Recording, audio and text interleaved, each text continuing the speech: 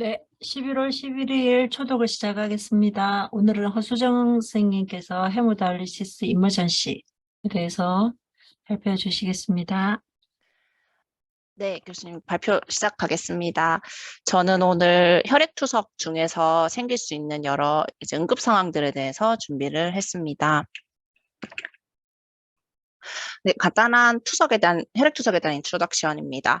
1945년 이전에 이제 투석을 시도하려는 여러 시도들이 있었는데, 이제 딱 혈액투석을 정식으로 아티피셜 키드니를 했던 것은 1945년도에 네덜란드에 이제 윌리엄 코프라는 분이 시작을 했습니다.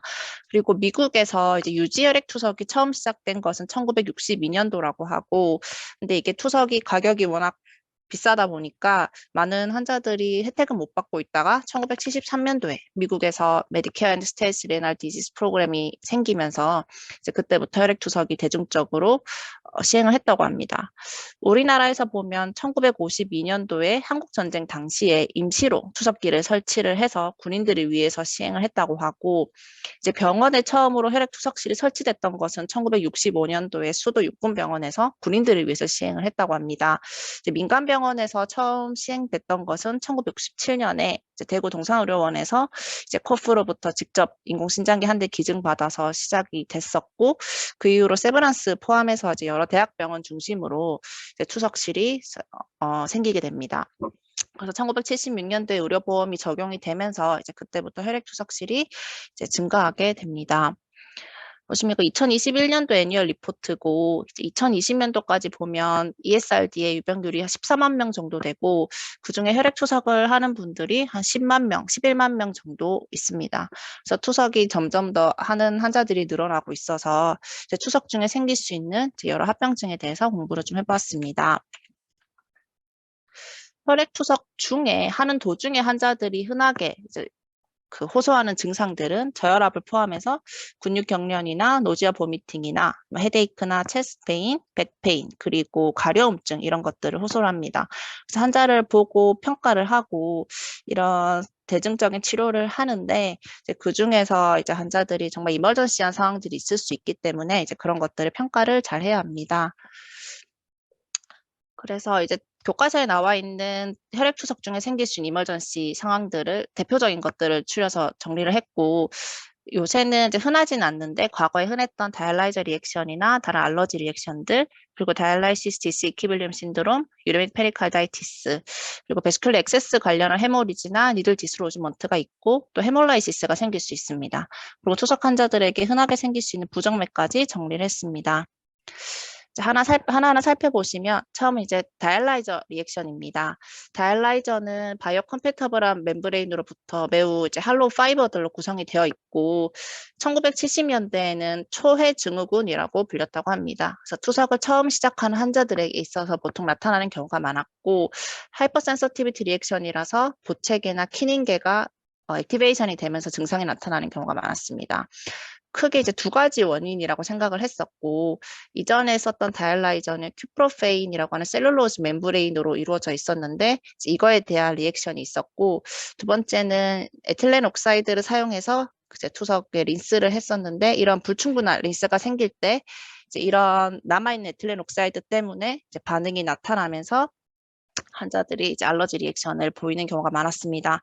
근데 현재는 이런 멤브레인을 사용하진 않고 바이오 컴패터블한 멤브레인을 사용하고 있고, 또 에틸렌 옥사이드를 사용한 소독도 현저히 줄고 있기 때문에 이제 이런 다이알라이저 리액션은 예전에 비해서는 현저하게 준 상태입니다. 전통적으로 타입 A, 타입 B로 나눌 수 있고, 타입 A는 아나필락틱 타입이고 이제 투석을 시작하고 2, 30분 내에 발생을 합니다. 그래서 에틸렌 옥사이드나 포름알데히드를 사용해서 이전에 소독을 했었을 때 전통적인 IG 메디에이티드 아나필락시스가 생길 수 있고, 또 투석막을 AN69 멤브레인을 사용하면 이 AN69가 이제 브라디키닌 프로덕션을 매우 스티뮬레이션을 시키는데, 그 상황에서 환자가 ACE 이니비터까지 먹고 있으면 이제 브라디키닌이 매우 과도하게 생성이 되면서 이런 아나필락틱 타입의 리액션이 생길 수 있습니다. 그 외에도 이제 그 오염된 투석액들 그리고 흔하진 않는데 헤파린 때문에도 이런 반응들이 생길 수 있다고 합니다.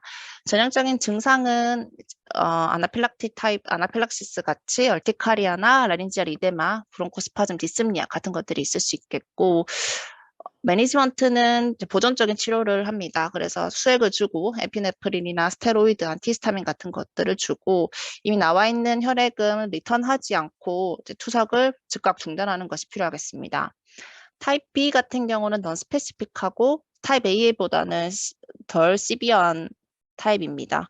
그래서 투석을 하고 있는 중에 좀 후반에 나타나는 경우가 많고 이전에 그 투석막이 큐프로페인이나 폴리설폰이나 폴리에스테솔폰을 사용했을 때 이제 이런 것들이 환자에게 컴플리먼트 액티베이션을 시키면서 알러직 리액션을 나타나는 경우가 많았습니다. 체스트페인이나 백페인을 호소를 하는 경우가 많고 심텀이 마일드하자면 굳이 투석을 중단할 필요는 없고 이런 서포티브를 케어하면서 투석을 계속 유지하면 되겠습니다. 두 번째는 DDS입니다. 다이알라이시스 디스이퀴빌리엄 신드롬은 보통 투석을 하고 있거나 아니면 투석을 끝마친 직후에 뉴럴로직 사인이나 심틈이 생깁니다. 그래서 헤데이크나 노지아 보미팅부터 시작해서 시저, 코마까지 생길 수 있는 신드롬입니다. 전형적으로 투석을 처음 시작한 환자에게 있어서 그리고 시럼 유래 나이트로젠이 높은 환자에게서 생기고 리스크 팩터로는 첫 투석을 하면서 이제 비유엔을 빠르게 감소를 시킬 때 그리고 고령이고 메타볼릭 에스토시스가 심하고 이제 그 전해질 불균형이 있을 때 잘 생깁니다. 이런 환자에게 있어서 CT나 MR을 찍으면 이제 전형적인 세레브랄 이데마가 보인다고 합니다. 패소피지올로지를 보면 전형적인 이제 리버스 유리아 이펙트가 있겠고 이제 브레인과 ECF의 환자에게 있어서 높은 오스몰을 가지고 있는 환자가 투석을 시작하게 되면 이제 ECF의 오스몰이 감소를 하게 되면서 이제 삼투압 차이 때문에 물이 ECF에서 브레인셀로 들어가게 되면서 브레인 이데마가 생깁니다. 이제 그 이외에 또 환자가 만성적으로 하이퍼글라이세미아나 하이퍼나트레미아 같은 하이퍼오스몰럴 컨디션에 있어서 이 환자가 이제 브레인에서 알 수 없는 그런 오스몰이 생기면서 브레인 이데마가 생긴 경우가 있고 또 한 가지는 메타볼릭 에스토시스를 빠르게 교정을 하게 되면 이것 또한 이런 그 인트라세레블 에스토시스를 악화시키면서 오스몰이 올라가는 그 현상이 나타난다고 합니다. 치료로는 DDS가 생기면 바로 그 즉각 투석을 중단을 하고 이제 마일드 심튼 같은 경우는 서포티브 케어를 하고 만약에 환자가 심각한 심틈이 생긴다면 만니톨이나 하이퍼토닉 셀라인과 같은 이제 인트라크라니얼 프레셔를 감소시킬 수 있는 이제 치료를 하게 됩니다. 예방 같은 경우는 우리가 투석을 처음 시작하면 하고 있듯이 처음에는 2시간으로 시작을 하고 이제 블러드 플로우를 200으로 시작을 해서 점차 올리는 것이 중요하겠고 한번 투석을 할 때 이제 그 비유엔을 40% 이상 떨어뜨리지 않는 것이 중요하겠습니다. 다음은 유레믹 페리칼다이티스입니다. 유레믹 페리칼다이티스는 유레믹이랑 다이알라이시스 어소시에이티드로 나눌 수 있겠고 유레믹 페리칼다이티스는 투석 시작 전이나 아니면 투석 시작하고 8주 이내에 생길 때 정의를 하고 있고 투석과 관련된 페리칼다이티스 같은 경우는 투석 시작하고 8주 후에 생길 때 다이알라이시스 어소시에이트 페리칼다이티스로 정의를 합니다. 정확한 페리칼다이티스의 이제 원인은 알려져 있지는 않는데 이제 생각컨대 유레믹 페리칼다이티스 같은 경우는 유레믹 톡신이 계속 축적이 되면서 생긴다고 생각이 되고 또 다이알라이시스 어소시에이트 페리칼다이티스 같은 경우는 불충분한 투석을 환자가 계속 받았을 때 생긴다고 알려져 있습니다. 그리고 일반적인 페리칼다이티스처럼 바이럴 일네스나 아니면 다른 스트레스가 이런 유레믹 페리칼다이티스의 트리거가 된다고 하는 이제 저널도 있었습니다. 증상은 비슷하게 프롤라이틱 체스트 페인이 있고 피버나 칠링 디스프니아가 있습니다. 그리고 프릭션 럽이 들릴 수 있고 EKG에서 전통적으로 이제 ST 세그먼트가 컨케이브하게 올라가는 거는 이런 유레믹 페리칼다이티스에서는 10% 정도밖에 확인이 되지 않는다고 합니다. 그래서 심장 초음파를 꼭 시행하는 것이 좋겠고 랩에서 CRP나 ESR이 올라가고 WBC가 50% 정도에서 이제 상승을 보입니다. 페리칼디얼 플루이드를 뽑아보면 엑수데이티브고 모노뉴클리어 셀들이 보입니다. 치료는 즉각적으로 이제 투석을 바로 시작을 하는 것이 필요하고 또 다이알라이시스 어소시에이트 페리카르디티스 같은 경우는 이제 고강도의 투석을 하는 것이 중요하겠습니다. 또 헤모리직 페리카르디티스가 생길 수 있기 때문에 헤파린을 투석 중에는 사용 안 하는 것이 좋겠고 일반적으로 페리카르디티스에서 사용하는 인도메타신이나 콜킨이나 스테로이드 같은 것들은 이러한 유레믹 페리카르디티스에서는 그닥 베네핏이 있다고 이제 알려진 증거는 없습니다. 다음은 이제 혈관 관련한 합병증들입니다. 베시큘러 액세스 헤모리지 같은 경우는 극히 드물긴 한데 이제 발생하게 되면 매우 위험한 합병증이 되겠습니다. 2000년도에서 2006년도 사이에 미국에서 투석한 환자 1654명이 베시큘러 액세스 헤모리지로 사망을 했다고 하고 보통은 80% 정도가 투석 중이 아니고 투석 끝나고 나서 집에서 이제 헤모리지가 생겨서 사망하는 경우가 많다고 합니다. AVF나 ABG의 럽처 때문에 생기고 계속 이제 캐뉼레이션을 하다 보면 같은 곳에 캐뉼레이션을 하게 되면 베슬월이 굉장히 약해지기 때문에 애뉴리즘이나 슈도애뉴리즘이 잘 생기고 이런 것들 때문에 이제 헤모리지가 잘 발생을 하게 됩니다. 치료로는 토니켓을 사용한다거나 블러드 프레셔 커프, 밴디지 같은 것들을 사용해서 이 압력을 올리는 것을 피해야 되고 이런 것들이 헤모리지나 럽처가 언제든지 생길 수 있다는 것을 환자랑 보호자에게 교육을 해야 됩니다. 그리고 캐뉼레이션 하는 이제 그 간호사에게 적절한 테크닉이 있어야 되고 이제 같은 곳을 계속 한다거나 또 애뉴리즈말 포션이 있는 곳에 캐뉼레이션 하는 것을 피해야 됩니다. 정기적으로 이러한 베시큘러 액세스를 평가를 꼭 해야 되고 만약에 이런 이제 그 애뉴리즘 같은 것들이 사이즈가 커지거나 그리고 스킨이 티닝해진다거나 네크로시스가 생기거나 통증이나 인펙션이 생긴다고 하면 이제 바로 베시큘러 서전에게 보내서 적절한 평가를 해야 되겠습니다. 그래서 ABF나 ABG가 럽처가 되면 라이게이션이 필요하고 이러한 애뉴리즘이나 슈도 애뉴리즘이 생기면 적절한 평가를 통해서 필요하다면 리페어하는 것도 도움이 되겠습니다. 다음은 비너스 니들 디스로지먼트입니다. 이게 비너스 니들이 완전히 분리가 되게 되면 우리가 블러드 플로우가 분당 300에서 450까지 사용하는 경우가 있기 때문에 되면 굉장히 이제 출혈량이 굉장히 커지게 됩니다. 그렇기 때문에 이제 잘 확인을 해야 되고 이러한 니들이 분리되는 여러 원인들에 있어서는 첫 번째가 이제 니들 테이핑을 잘 적절하게 하지 않았다거나 또 적절한 캐뉼레이션 테크닉을 쓰지 않았다거나 또 환자가 계속 움직이고 하면서 자의적으로 리드를 뽑거나 했을 때 이런 비너스 니들 디스로지먼트가 생길 수 있습니다. 따라서 이제 환자에게 처음에 그 캐뉼레이션을 하고 니들이랑 이런 블러드 라인을 꼼꼼하게 테이핑을 해서 빠지지 않도록 꼭 주의를 해야 되겠고 항상 이런 액세스랑 블러드 라인이 잘 보이는 곳이 있어서 의사나 간호사들이 잘 하고 있는지 확인을 꼭 해야 되겠습니다. 그리고 이런 알람을 설정을 해서 이런 적절한 모니터링을 투석 중에 확인을 해야 되겠고 간호사나 의사들 그리고 환자에게 있어서 이런 것들이 중요하고 빠지게 되면 굉장히 위험하다라는 것을 적절하게 교육을 해야 되겠습니다. 이제 다음은 헤몰라이시스입니다. 투석을 하는 도중에 어쨌든 RBC는 계속 돌아가게 되고 어쨌든 아주 작은 스트레스는 받고 있기 때문에 로우 그레이드 헤몰라이시스는 생길 수밖에 없습니다. 그렇지만 이러한 로우 그레이드 헤몰라이시스 같은 경우는 클리니컬하게 디텍트 되지는 않고 환자에게 크게 문제는 되지는 않는데 이런 헤몰라이시스가 굉장히 크게 일어나면 이제 위험해질 수 있습니다.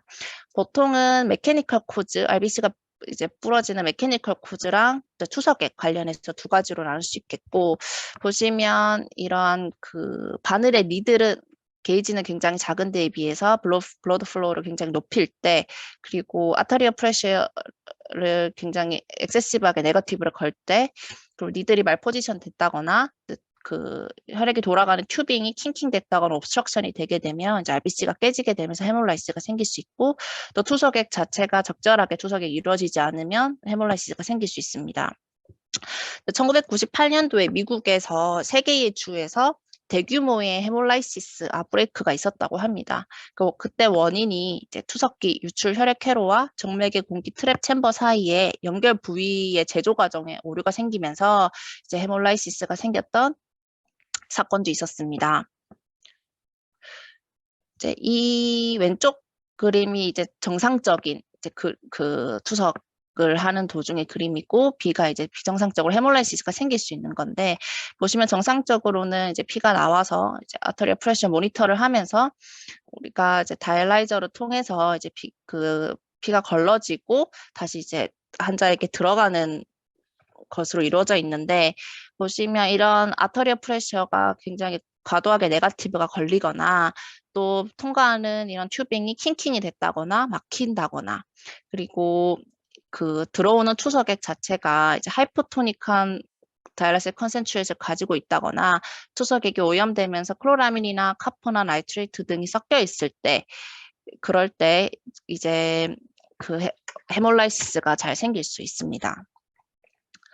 그래서 마일드 헤몰라이시스 같은 경우는 증상이 별로 없는데, 시비어하게 되면 일반적으로 이제 노지아 보미팅부터 시작해서 하이퍼텐션이나 칠링 디스니아까지 생길 수 있습니다. 특징적으로 헤몰라이시스가 생기면 이제 피 색깔이 체리 레드를 띈다고 합니다. 그래서 투석은 즉각 중단을 해야 되고, 이제 나와 있는 피는 리턴하지 않고 스탑을 해야 되고, 바로 환자를 응급실로 보내서 적절한 평가를 해야 되겠습니다. 검사를 보면 일반적인 헤몰라이시스 때와 비슷한 랩으로 헤모글로빈이나 합토글로빈이 떨어지고 LDH가 올라가고 또 빌리루빈, 또 포타슘이 모두 올라가는 랩을 보입니다. 그래서 이렇게 헤몰라이시스가 생기고 나면은 어떤 것들이 잘못됐는지 꼭 평가를 해야 되고, 이러한 투석액의 온도나 오스몰이 괜찮았는지, 또 컨테미넌트는 없었는지, 이런 튜빙 자체가 꼬이거나 옵스트럭션이 있지는 않았는지, 그리고 환자 자체의 팩터인 시클셀 어네미아나 아니면 하이퍼포스파테미아 같은 전해질 불균형이나 이런 헤몰라이시스가 잘 생길 수 있는 약제는 복용하고 있지 않았는지를 꼭 평가를 해야 됩니다. 다음 마지막이고 부정맥에 관한 내용입니다. 투석 환자들은 어쨌든 이런 카디오베스큘러 리스크 팩터를 많이 가지고 있고, 또 부정맥도 흔하게 생길 수 있습니다. 보시면 2015년도에 키드니 페일리어를 갖고 있는 환자에서 서든 카디악 데스나 아리드미아가 한 29% 정도 있었다고 보고가 되어 있습니다. 그래서 서든 카디악 데스나 브라디 아리드미아나 APB나 또 벤트리클러 아리드미아가 투석하는 환자에게 있어서 투석 중에 그리고 투석 끝나고 잘 생길 수 있습니다. 2019년도에 한 그 저널에서 여러 연구들을 모아놓은 표인데, 보시면 투석하는 환자에게 있어서 브라디카디아는 대부분 20에서 25% 정도 유병률을 가지고 있고, APIP도 13%에서 많게는 30% 정도 환자가 가지고 있습니다. VT도 생길 수 있고, 또 서든 카디악 데스도 5에서 10% 정도가 생길 수 있기 때문에, 이런 투석 환자에게 있어서 그 부정맥이나 이런 급사는 잘 생길 수 있게 되겠습니다. 그래서 ESRD 환자에게 있어서 아리드미아나 서든 카디악 데스의 프리딕터를 보시면 비슷한데, 브라디 아리드미아는 55세 이상이거나 환자 코로너리 아터리 디지를 가지고 있거나 이제 QTC가 늘어나 있거나 PR 인터벌이 증가되어 있거나 당뇨나 또 투석 간에 이제 그 기간이 길 때 잘 생길 수 있고, 벤트리큘러 아리드미아도 비슷하게 55세 이상이고 그 LV 시스톨릭 디스펑션이 있거나 LV 하이퍼트로피나 LV 다일레이션, 그리고 고혈압이 있고 코로너리 아터리 디지즈가 있을 때 잘 생길 수 있습니다. 서든 카디악 데스도 비슷하게 어그레시브하게 투석 중에 포타슘을 과하게 제거를 했거나 또 어토노믹 디스펑션이 있거나 LV 하이퍼트로피가 있을 때 이러한 서든 카디악 데스가 잘 생길 수 있겠습니다. 그래서 이거는 이제 투석 중에 그러면 어떻게 매니지를 하는 게 좋을까에 대한 표인데, 카디오마이패시 같은 경우는 시스톨릭 디스펑션이면 보통과 비슷하게 카베딜로를 사용해 볼 수 있겠고, 다이아스톨릭 디스펑션이나 LVH가 있으면 이제 투석을 조금 더 자주 하고, 또 스피로락톤이나 에시니비터나 ARB 같은 것들을 사용하는 것이 좋겠다고 권고를 합니다. 그리고 이러한 부정맥이 생길 수 있는 유발 요인들을 최소화해야 되는데, 포타슘이나 칼슘 같은 것들을 투석하면서 과도하게 제거하면 것이 위험하고, 또 이제 메타볼릭 알칼로시스, 에소시스를 교정하기 위해서 이제 과도하게 바이카보네이트 컨센트레이션에 된 투석액을 사용하는 것을 좀 피하는 것이 좋겠습니다. 그리고 투석 간의 체중 증가를 조금 감소시켜서 UFR을 투석 때 많이 이제 걸지 않는 것이 좋고, 또 투석액 온도를 0.5에서 2도씨 정도 낮춰서 환자에게 투석 중에 저혈압이 생기지 않도록 교육하는 것이 좋겠습니다. 또 큐티 인터벌을 증가시킬 수 있는 약제들을 조사를 해서 웬만하면 사용하지 않고 투석을 하는 것이 이제 환자들에게 있어서 아리드미아나 또 서든 카디악 데스를 예방할 수 있는 방법이 되겠습니다. 네, 이상입니다.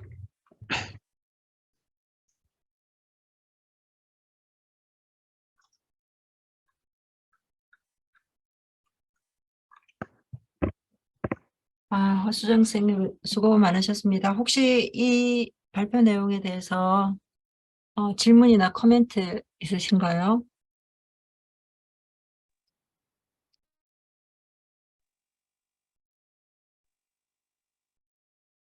답니다.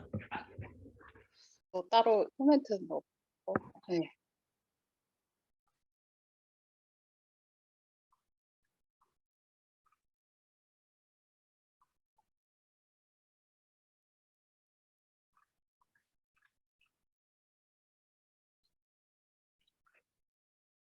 음.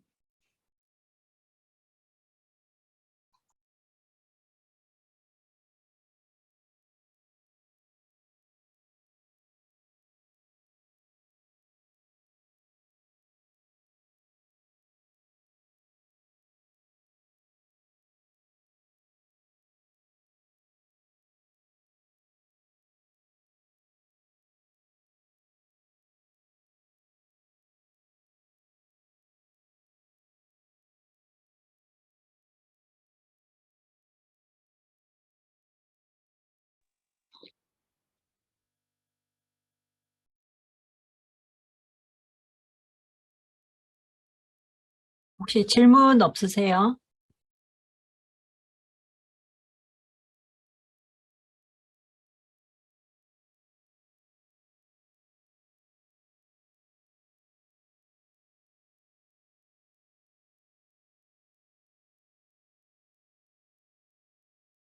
제가 신장내과 처음 시작할 때만 해도 뭐 환자가 헤모글로빈 4에 아조테미아 굉장히 심해가지고 응급실 문을 열고 들어오면서 쓰러지는 환자들이 있어서 투석을 하고 나면 오히려 컨디션이 갑자기 나빠지는 경우도 경험을 하기는 했었는데 요즘은 워낙에 환자분들이 병원과 가깝고 또 투석 시기를 이제 미리 예측을 해서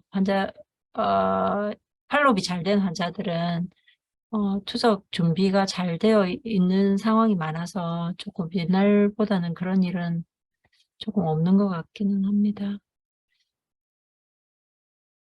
아나필락시스도 저는 한번 굉장히 심하게 환자 한번 경험하기는 했었는데 뭐 투석 시작하고 얼마 안 돼가지고 환자가 거의 숨을 못 쉬고 이제 BP 떨어지고 이러면 넘어가면서 그 인투베이션 하고 이랬었는데 그 환자가 뭐 다행히 복막 투석을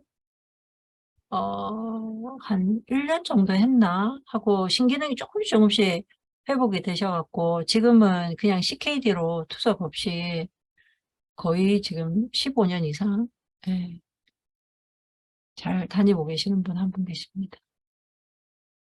잘 경험은 요즘 멤브레인 가지고는 잘 경험 못하는 그런 거긴 한 것 같습니다.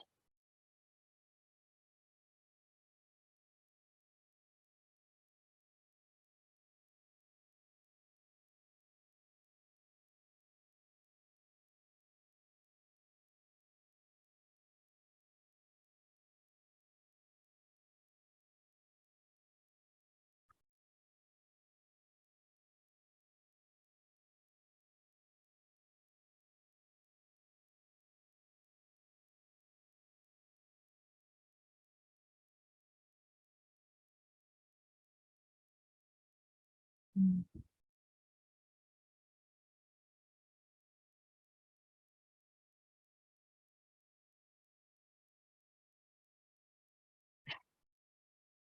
혹시 학생들은 질문 없어요?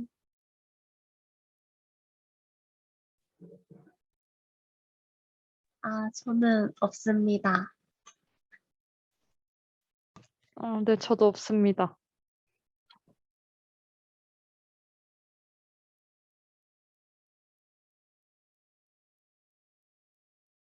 네, 추가 질문 없으시면 오늘 초독 이것으로 마치도록 하겠습니다. 수고하셨습니다. 감사합니다.